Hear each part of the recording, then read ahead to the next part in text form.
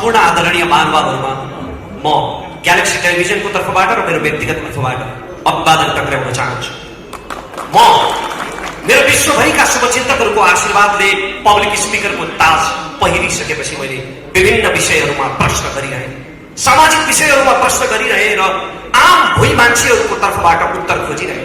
कुनै विषयमा म नबोल्दा मेरा शुभचिन्तकहरूले मलाई प्रश्न गर्नुहुन्थ्यो, फलानु विषयमा रमेश किन बोलेन? किनकि मैले प्रश्न त गरिरहे तर तीमध्ये अधिकांश प्रश्नहरूको उत्तरै आएन, किनकि ती कुनै पनि प्रश्नहरू सम्बन्धित ठाउँमा पुगेन। आज तपाईहरु सबैको विश्वभरिबाट पाएको आशीर्वादले, स्नेहले म आँखा जुदाएर हात मिलाएर हेड टु हेड प्रश्न गर्ने ठाउँमा आइपुगेको छु र ग्यालेक्सी टेलिभिजनबाट सुरुवात हुँदैछ एउटा ऐतिहासिक पृथक कार्यक्रम लाल मोहरको, जहाँ तपाईँ स्वयं सहभागी हुनुहुनेछ। म सधैँ कार्यक्रमको विषयमा धेरै प्रकाश पारेर म त्यो सरप्राइज भङ्ग गर्न चाहन्न, किनकि त्यसले पहिलो कार्यक्रमको आनन्द आधा घटाइदिनेछ। तर म एउटा सर्वेको नतिजा मात्र तपाईसँग बाँड्न चाहन्छु। हाम्रो छिमेकी राष्ट्रमा भएको एउटा मिडिया सर्वेमा यस्तो नतिजा देखियो। उनीहरू नेपालको बारेमा कति पक्षपाती छन् म त्यता जान चाहन्न, त्यसमा त एउटा महाकाव्यले बन्छ। तर त्यो उतै जाने गरेको मिडिया सर्वे हो। छिमेकी राष्ट्रका मिडियाहरूमा गरिएको त्यो सर्वेमा देखियो कि त्यहाँका ठुला ठुला मिडियाहरू 95% राजनीतिको किचोलो र धर्म सम्प्रदायको विवादमा केन्द्रित हुन्छन् र जम्मा 5% मात्रै जनजीविकाका सवालमा अन्तर्वार्ता चलाउँछन्। यो तितो सत्य हो, तर सस्तो र सजिलो अन्तर्वार्ता चलाउने मेहनतै नगर्नुपर्ने त्यो तीव्र हावाले हाम्रा सञ्चार माध्यमहरूलाई पनि छुँदैछ। आज नीतिको बहस हुनुपर्ने नेताका अन्तर्वार्ताहरू केवल राजनीतिक किचोलो र आपसी विवादहरूमा केन्द्रित हुन थालेका छन्। के राजनीतिक नेताहरूको अन्तर्वार्ता नै नलिने? लिने, अवश्य लिने, निसन्देह लिने, तर बारम्बार सुनेर कठै भइसकेका चुनावी मन्तव्यहरू दोहोर्याएर तपाईँको समय बर्बाद गर्नका लागि होइन, तथ्याङ्क र प्रमाणको आधारमा तपाईँसँग गरेका वाचाको हिसाब किताब गर्नका लागि लिने नेताहरूको अन्तर्वार्ता र त्यस्तो कार्यक्रमको हामी सुरुवात गर्दैछौँ। निष्पक्ष भएर, इमानदार भएर, चर्चाको शौखिन भएर होइन, सस्तो टिआरपी खोजेर होइन, समाजप्रति जिम्मेवार भएर, कसैलाई पूर्वाग्रहले खुइल्याउनका निम्ति होइन, समस्याका समाधानहरू पहिल्याउनका निम्ति। नेपाली राजनीतिमा अहिले मिडियामा समेत कित्ता काट गर्न थालिसके कतिपयले। फलानु मिडिया राजनीतिमा फलानु लाइनको, फलानु मिडिया फलानु line. But I would like to say यो फलानु लाइन, यो फलानु line, but in Galaxy Television there is no line. त्यसकारण हामी पूर्वाग्रहरहित र निष्पक्ष भएर कार्यक्रम सञ्चालन गर्नेछौँ। भने अर्को मात्र एउटा कुरा मलाई यहाँनिर भन्न मन छ कि आज नेपाली टेलिभिजन टक सोहरू अन्तर्वार्ताहरू मुख्यतया दुई प्रकारका छन्। एक प्रकारका अन्तर्वार्ताहरू केवल सामाजिक सञ्जालका मसाला बनिरहेका छन्। उनी मान्छेहरूको आकर्षण हुन्छ तर त्यसले केही पनि खुराकै दिँदैन। त्यो अन्तर्वार्ता जहाँबाट सुरु भए त्यही सकिन्छ बिना निष्कर्ष। र अर्का खाले अन्तर्वार्ताहरू अत्यन्तै उत्कृष्ट हुन्छन्, तर तिनको प्रस्तुति र भाषा शैलीले गर्दा त्यो विद्वान वर्गलाई त ग्राह्य हुन्छ, तर म जस्ता भुइँ मान्छेहरूले धेरै बुझ्नुहुन्न। त्यसकारण अब हामी एउटा यस्तो टक सो, यस्तो अन्तर्वार्ता उत्पादन गर्ने तयारी गरिरहेका छौँ, एउटा यस्तो अन्तर्वार्ताको कल्पना गरिरहेका छौँ जुन विद्वान वर्गदेखि तपाईँ र म जस्ता भुइँ मान्छेहरूलाई पनि ग्राह्य हुनेछ। त्यसकारण हाम्रो कार्यक्रममा सँगसँगै सहभागिता जनाएर यहाँहरूले आफ्ना सुझावहरू, उत्प्रेरणाहरू दिनु नै हुनेछ। तपाईका सुझाव, उत्प्रेरणा र स्वस्थ आलोचनाहरू हाम्रा लागि अमूल्य आशीर्वाद हुनेछ। जय देश, धन्यवाद।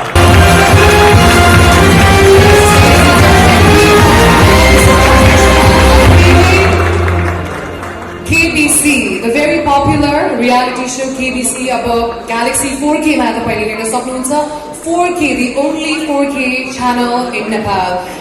Rajesh sir, I request you to kindly speak some few words, please. यहाँ उपस्थित सबैलाई नमस्कार छ।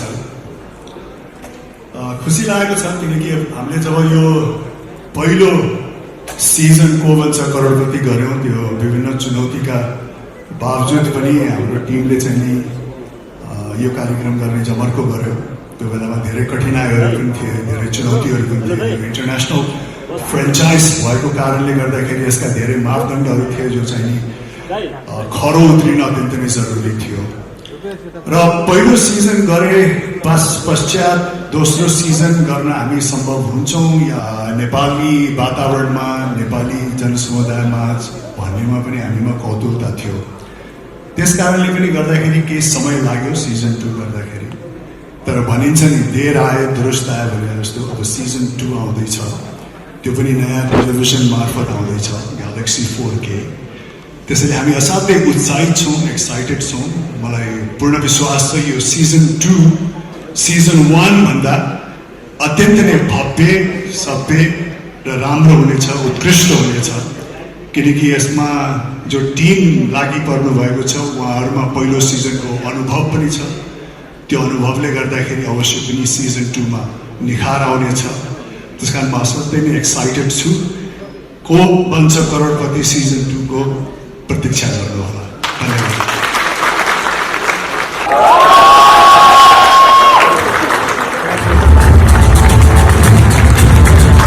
A big round of applause, ladies and gentlemen, unveiling Crime Patrol. Deepak सरलाई केही शब्द बोल्नको लागि म अनुरोध गर्दछु। Thank you very much. यहाँ उपस्थित यो भव्य समारोहमा उपस्थित आदरणीय सबै व्यक्तित्वहरूलाई म हार्दिक नमन गर्न चाहन्छु। सबभन्दा पहिला आजभन्दा धेरै वर्ष अगाडि, धेरै वर्ष सायद 29-30 वर्ष अगाडि, 28-29 वर्ष अगाडि आदरणीय हरिदाई मदन दाईको सिरियल हेरेर त्यो कलाकारिता गर्ने रहर पालेको एउटा केटा टेलिभिजनमा प्रोग्राम गर्नको लागि एकदम उत्साहित थियो। टेलिभिजनमा अनुहार देखाउन पाउँदाखेरि कति खुसी हुन्छ होला भन्ने एउटा कल्पना थियो र कल्पना बोकेर आएको एउटा केटालाई एकजना प्रोग्राममा असिस्टेन्ट गर्ने अथवा उहाँ पनि एकजना सङ्घर्ष गरेको एउटा केटाले आउनुहोस् तपाईँ सोचिरहेको कुरा कहाँबाट सुरु गरौँ भने म लामो बोल्न चाहन्छु। उमेर बढ्दै गएपछि धेरै बोल्नु पर्दैन र धेरै बोल्दैमा केही हुँदा पनि हुँदैन। नयाँ टेलिभिजन आएको छ, जे चिज पनि नयाँ आउँदा हामी त्यही भन्छौँ कि हामी पृथक भन्छौँ भनेर। यो संसारमा पृथक केही पनि हुन सक्दैन। यो संसारमा जम्मा 5वटा आइडिया छन्, त्यही आइडियाको सेरोफेरो हामी के भन्छौँ भन्ने कुराको पनि अर्थ छैन। मलाई लाग्छ भन्नु पर्ने कुरा जति सबै भनिसकिएको छ, हामी कसरी भन्छौँ भन्ने कुराको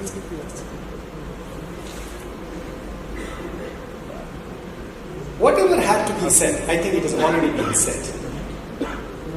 How we say, I think that counts. Television जीवनमा होइन नि, फेरि टेलिभिजनमा जीवन र टेलिभिजनको सम्बन्ध देखेर म छक्क पर्छु। सर, म क्यामेरा र आँखा बीचको सम्बन्ध देखेर छक्क पर्छु। I am always fascinated by the relationship between eyes and cameras. आँखाले त्यो सब देख्छ जो उसका अगाडि हुन्छ, तर क्यामेराले त्यति मात्र देख्छ जति त्यसलाई देखाइन्छ। आँखा र क्यामेरा बीचको दूरीको वास्तविकता र अवास्तविकता, त्यसैमा टेलिभिजनको क्वालिटी निर्भर गर्छ। म फेरि भन्दैछु, आँखा र क्यामेरा बीचको सम्बन्धबाट फेसिलिटी हुन्छ। म अब एउटा यस्तो प्रोग्राम गर्न चाहन्छु सर। म त छोडिसकेको थिएँ television. I think it was not a viable thing for me. अब किताब लेख्यो होइन, अब पाठकहरूको आशीर्वादले चलि नै राखेको छ। रविले नभनेको भए चाहिँ म टेलिभिजनमा अहिले फर्किने मलाई विचार थिएन। यो तामझाम लाइट साइट मलाई त्यो खासै मन पर्दैन। यो जीवनमा मलाई कहिले पनि मन परेन। मलाई यो पनि लाग्दैन कि म टेलिभिजनको निम्ति बनेको मान्छे हो। मलाई यो द विजय कुमार भनेको पनि मन पर्दैन। हामीहरू या त सबै द हौ या कोही पनि द होइन। हामीहरू सबै उत्तिकै विशिष्ट र उत्तिकै साधारण छ। यो मेरो निष्कर्ष हो। हुन त जीवनको एक कालखण्डमा मलाई दमा पत्यार पनि लाग्थ्यो। Now I take it. I think it's एउटा कुरा चाहिँ के हो भने कि समाजमा धेरै विषयहरू छ, त्यसलाई हामीले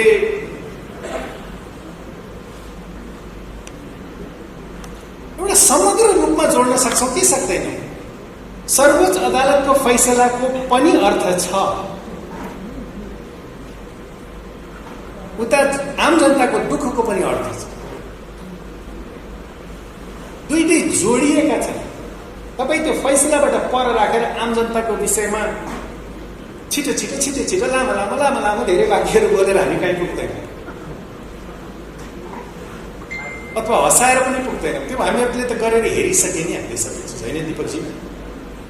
मदन दाइ तपाईँलाई प्रणाम गर्न चाहन्छु। हरिवंशको चाहिँ भन्न सक्दिनँ कि ऊ जेठो कि म जेठो भनेर, हाम्रो डिबेट छ हो होइन। हाम्रो सम्झौता भएको थियो कि 6 महिना तपाईँ जेठो र 6 महिना म जेठो बस्छ होइन। तपाईँले पनि यो नेकपाको अध्यक्षहरूको सम्झौता त त्यस्तो त होइन। Anyway, it's a joy to see you there, and I've seen the fascinating journey of Deepakji, the way you have graduated. म पनि एउटा चाहना छ राजेशजी, भगवान् गरोस् एउटा इन्टरभ्यू फेरि एक्चुअली होइजाओस् होइन। तर म पनि अब ग्रेजुएट गर्न चाहन्छु। त्यही काम गर्नको चाहिँ म टेलिभिजनमा फर्किन चाहन्न। आई वान्ट टु सी यी नयाँ तरिकाले चिजहरू भन्न सकिन्छ कि। रविले नभनेको भए चाहिँ म आउँदै थिएँ। मलाई यसको चेयरम्यानको अध्यक्षको भने पनि यहाँ भर्खर देखेँ, थाहा पनि छैन होइन। मेरो लागि चाहिँ यो सम्बन्धहरू भन्ने एउटा उहाँले एउटा टाइटल मेरो किताबसँग मात्रै रिलेटेड छैन, हरेक चिज सम्बन्धसँगै जोडिन्छ। म बिदा हुन चाहन्छु। निशाजी सर, धेरै वर्ष पहिला 35औं वर्ष पहिला तपाईँले बडा स्नेहले, बडा प्रेमले र बडा कठोरताका साथ पनि आजभोलिको मान्छेको एउटा समस्या के छ भने सफलता चाहिँ चाहन्छ तर अनुशासन पाठ चाहिँ लिन चाहँदैन। आजसम्म पृथ्वीमा कुनै मानिस सफल भएको छैन जो एउटा कठोर अनुशासनको परिधिभित्र नहुर्किएको होस्। टेलिभिजनको ढोका खोलिदिनु भएको थियो सर।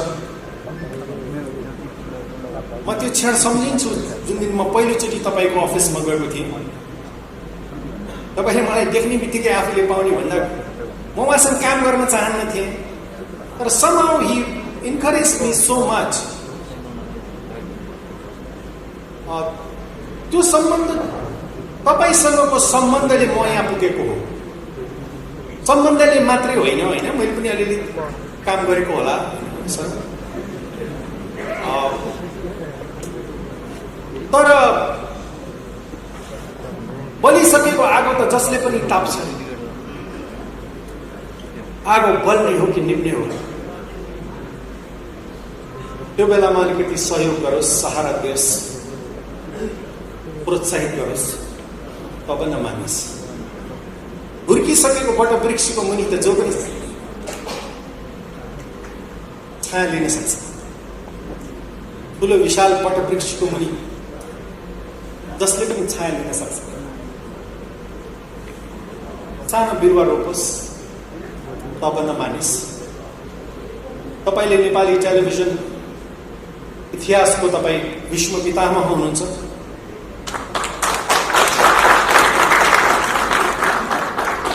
तपाईँको छहारीमा त्यो इन्डस्ट्री हुर्केको छ। मलाई गर्व लाग्छ सर कि मैले त्यो दिन तपाईँलाई एउटा मात्रै कुरा भनेको थिएँ। सरले मलाई यति विश्वास गर्नुभयो, मैले तपाईँलाई निराश गर्ने छैन सर भनेर। मलाई लाग्छ सायद मैले तपाईँलाई धेरै नभए पनि धेरै निराश त गरिने थिएँ सर। म अब धेरै नभन Ravi, I think it's because of your trust that I am here. I wish you well. I wish all television stations well. म सबै टेलिभिजन उद्योगलाई शुभकामना दिन चाहन्छु र आफूलाई ग्रेजुएट गरेर मैले नगरेको काम केही गर्न सकेँ। I think there is a little bit of television left inside me. मलाई कहिले पनि के लाग्छ भने अलिकति टेलिभिजन रहल पहलमा म भित्र बाँकी छ। केही कथाहरू भनिएका छैनन्, केही सिर्जनाहरू गरिएका छैनन्, केही मैले गाउनु पर्ने गीतहरू गाएको छैन टेलिभिजनमा। Unexpressed creativity brings you a kind of a madness inside you भन्छ। अभिव्यक्त नभएको सृजनात्मकताको एउटा उपुस मुकुट छ, त्यसलाई म निकाल्न पाऊँ एउटा ग्यालेक्सी 4 टेलिभिजनको माध्यमबाट। कोही गोपाल एन्जनले भन्नुहुन्थ्यो, भरि छु साथी, भरि छु साथी, म त भरि नै भरि छु, बग्नै नपाएको पोखरी सरी छु। अनि मलाई यो पनि भन्नुहुन्थ्यो कि विजय भाइ बग्नुपर्छ है, बग्नुपर्छ। बग्नका लागि तालबाट नदी र नदीबाट समुद्र बन्नुपर्छ।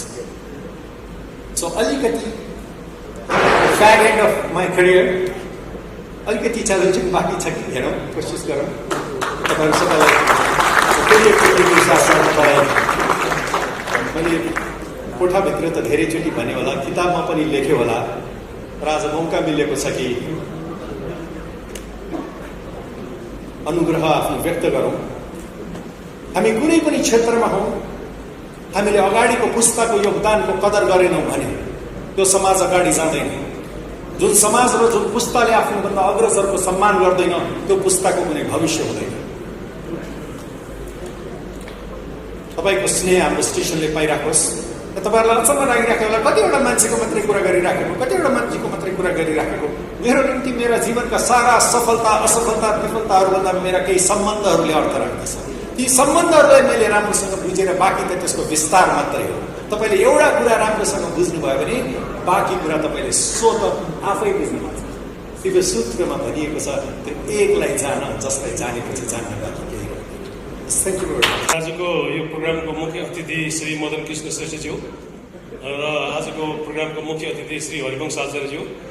किनभने हामीले लबेदा सुरुवात लाछौँ, अरू कसैले पनि लगाएको छैन। यो राष्ट्रिय पोसाकको कारणले गर्दाखेरि हामीले आफूलाई मुख्य अतिथि भन्न मिल्ने भएको हुनाले भने हो। हामी एउटा सुटिङको कार्यक्रम रोकेर आएको हौँ, त्यसैले अलिकति हतार भइरहेको थियो, मन पोलिरहेको थियो। त्यहाँ युनिट कुदिरहेको छ र यो ग्यालेक्सी टेलिभिजनको सुरुवात भयो आज। जहाँ पहुँचे नहीं पहुँचे रवि वहाँ पहुँचे कवि भन्थे होइन।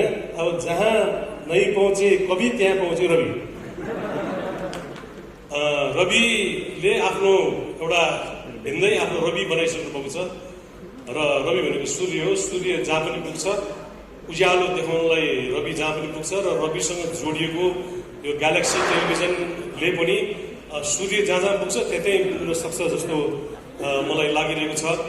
र नेपालको आकाशमा अनगिन्ती टेलिभिजनका च्यानलहरू छन्, तर इन्डस्ट्री पटक्कै बढेको छैन। विज्ञापन बाँडचुँडै खानु परिरहेको छ।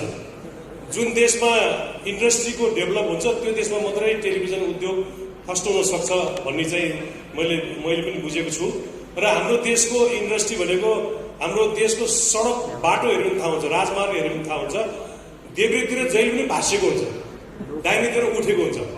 त्यसको मतलब के भने देब्रेतिरबाट हामी यति भरिएको ट्रक मगाउँछौँ कि 20-25 टनका ट्रकहरूमा सामान खालि हामी मगाउँछौँ, इन्डियाबाट मगाउँछौँ। रक्सोलदेखि काठमाडौँसम्मको सडक देब्रेतिर जहिले पनि भाँसिन्छ र जाँदाखेरिको देब्रेतिर जहिले पनि उठेको हुन्छ बाटो। किनभने हामीसँग निर्यात गर्ने कुरा केही पनि छैन। हामीसँग निर्यात गर्ने कुरा भनेको खालि कवाडीको सामानहरू मात्रै हो हामीले धेरै निर्यात गर्ने। त्यस कारणले जाँदाखेरि खालि ट्रक जान्छ, आउँदाखेरि लोडेड ट्रक मात्रै आउँछ। त्यो कारणले गर्दाखेरि देशमा टेलिभिजनको इन्डस्ट्रीहरू त धमाधम थपिँदैछ, तर साँच्चीकै इन्डस्ट्री नथपिकन विज्ञापनको मार्केट बढ्दैन। विज्ञापनको मार्केट नबढिकन टेलिभिजन सर्भाइभ हुन असाध्यै गाह्रो छ। र यो टेलिभिजनको हुलमा एउटा अर्को टेलिभिजन थपिएको छ र यसको आजको फुर्ती हेर्दाखेरि अब अरू टेलिभिजनले के देखाउँछ जस्तो नि भएछ। भए जति सबै सोरेर ल्याएको छ यहाँ। र यो प्रोग्राम हेर्दाखेरि पक्कै पनि यसको फुर्ती एकदमै फुर्तिमय छ। यो सधैँ त्यतिकै नै कायम रहोस् र नेपाली समाज नेपाली राजनीतिको लागि र हाम्रो देशमा फर्स्ट आएको भनेको एउटा उद्योग भनेको राजनीतिक उद्योग हो। राजनीतिक उद्योग मात्रै हाम्रो देशमा फर्स्ट आएको छ र राजनीतिक उद्योगबाट देशमा मान्छेहरू अरबपति खरबपति पनि हुन लागिसके। त्यसैले राजनीतिक उद्योग धराशायी होस् र अरू उद्योगको बढावा होस्, यही कामना गर्छु। र आज म विशेष गरिकन निर शाह आदरणीय निर शाह दाईलाई म शिर झुकाएर अभिवादन गर्छु। सबैलाई पनि शिर झुकाउँछु, तर निर दाईले चाहिँ म घाँटसुत्त झुकाउँछु। किनभनेदेखि उहाँले नेपालमा टेलिभिजनको उद्योगको स्थापना गर्नुभयो र उहाँकै कारणले गर्दाखेरि हाम्रा 15 गते लालपुर्जा चिरञ्जीवी यी टेलिभिजनको कारणले गर्दाखेरि मदन कृष्ण र हरिवंश अहिलेसम्म पनि जिम्दै हुनुहुन्छ। अस्ति लकडाउनको बेलामा हाम्रो महसञ्चारको युट्युब दिनको 5 लाख मान्छेले हेर्नुभयो। त्यो बिकज अफ निर दाई। निरसाले बनाइदिनु भएको हुन्थ्यो। त्यो बेला निर्दाले पैसा एकदम थोरै दिनुभएको थियो। एक भाग बनाउनलाई जम्मा 20,000 रुपियाँ दिनुभएको थियो र हामीले 5 भाग बनायौँ। उल्टो मदन दाइको र मेरो 645 रुपियाँ खल्तीको खर्च भएको थियो। निर्दयलाई अलिकति पैसा थपिदिनु भनेको मान्नु भएन, दिनु भएन। र तर त्यो बेलाको रोयल्टी अहिले युट्युबबाट आइरहेको छ, महिनाको अलिअलि आउँछ खल्ती। र म निर्दयलाई म घाँटी सुत्त झुकाएर अभिवादन गर्न चाहन्छु र यो ग्यालेक्सी टेलिभिजनको उत्तरोत्तर प्रगतिको कामना गर्छु। यससँग आबद्ध सबै प्रोग्राम प्रस्तुताहरू र यसका कर्मचारीहरू, यसका प्रमोटरहरू सबैलाई धेरै धेरै बधाई ज्ञापन गर्दै अब 1 सेकेन्ड पनि नभइसक्यो हामी अर्को ठाउँको नुन खाँचोमा आज त्यहाँ सुटिङ गर्न रोकेर आएको, त्यस कारणले पनि लबदा सुरु लगाएको हो। मुख्य अतिथि हुनलाई होइन, म बिदा हुन्छु। नमस्कार। कौशीमा बसी तिमीले हेर्दा मन मेरो हलचल हो, कान्छीको केस फिजारिएछ, मै कोरी बाटी गरिदेऊ कि रेशमी चुल्ठो उडाई ओढाई घुम्टो, रेशमी चुल्ठो ओढाई घुम्टो, मायाको रङ्ग भरिदेऊ कि, मायाको रङ्ग भरिदेऊ कि। सबै दाजुभाइ दिदीबहिनीहरूलाई, सबै नेपालीहरूलाई मायाको रङ्ग भरिदिन चाहन्छु। म रवि लामिछानेलाई धेरै धेरै विषयमा खासै भन्नुपर्ने कुरा केही पनि छैन, सबैले थाहा छ। अब भन्नु खालि सबै फेरफार मात्र हो, खास भन्ने कुरा केही पनि छैन। उहाँले जर्नलिजममा लागेर जर्नलिस्ट भएर प्र्याक्टिकली एक्स्ट्रा काम के गर्नु हो भने अरूले हामीले खालि जेसो जस्तो त्यो भनिदियो, समाचार भनिदियो। उहाँले चाहिँ कारवाही सिद्ध गर्ने मान्छे तानेर ल्याएर उसले कारवाही गर्छ पनि लाग्यो। जसलाई दुःख भएको छ उसलाई आवाज बोल्दै मात्रै होइन, छिनफान गरेर गरिदिनु भयो। त्यो एक्स्ट्रा काम गर्नुभएको छ। उसको लागि रवि लामिछाने छुट्टै नाम भएको छ देशमा। यो कामले निरन्तरता दिनु होला, अरू खासै भन्ने केही छैन। चाहिँ अर्को काम रोकेर आएको कि काम रोकेर सुटिङ भइरहेको थियो, रोकेर एउटा एकदम ज्यादा यहाँ फोन आएको आएछ, छोटो मात्र बोल्छु। फेरि भइरहेछ। फेरि सबैलाई नमस्कार, सबैलाई धेरै धेरै माया दिन चाहन्छु।